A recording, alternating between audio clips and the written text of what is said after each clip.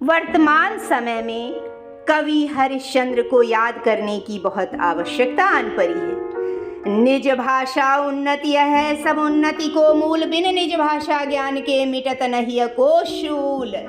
यानी मातृभाषा का ज्ञान ही समाज की सच्ची उन्नति का द्योतक है।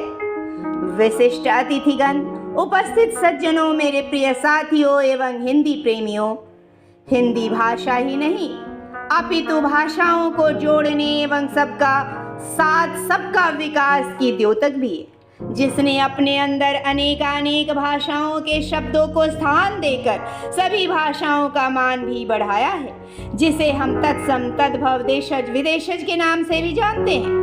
यह सर्वविदित है कि 14 सितंबर 1949 ईस्वी को हिंदी भारत की राजभाषा घोषित की गई थी। इस तिथि को हम हिंदी का उत्थान दिवस के रूप में हर वर्ष मनाते हैं।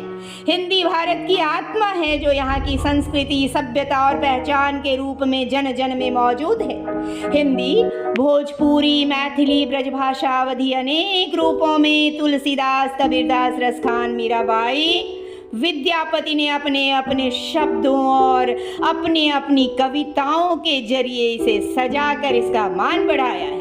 इतना ही नहीं, गर्व की बात तो यह भी है कि हमारी हिंदी विश्व की तीसरी सर्वाधिक बोली जाने वाली भाषा है।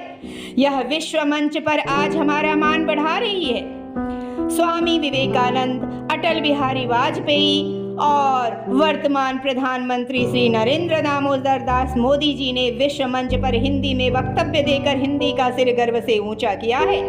हमें भी इसके चतुर्दिक विकास के लिए प्रयत्नशील रहना होगा। केवल हिंदी दिवस मना लेने से कुछ नहीं होगा, क्योंकि ये हिंदी भाषा ही है जो एकता और विरासत का प्रतीक है।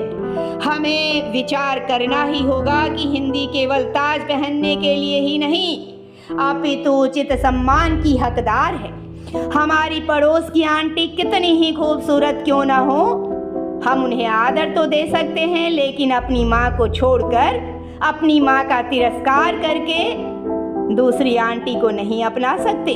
हमारी मातृभाषा हमारी माँ है। सभी भाषाओं का आदर अवश्य करें, परंतु माँ से प्यार करना ना छोड़ें। हिंदी को ज्ञान, कार्य और तकनीक का माध्यम अवश्य बनाएं। धन्यवाद। जय हिंद, जय हिंदी, जय हिंदुस्तान।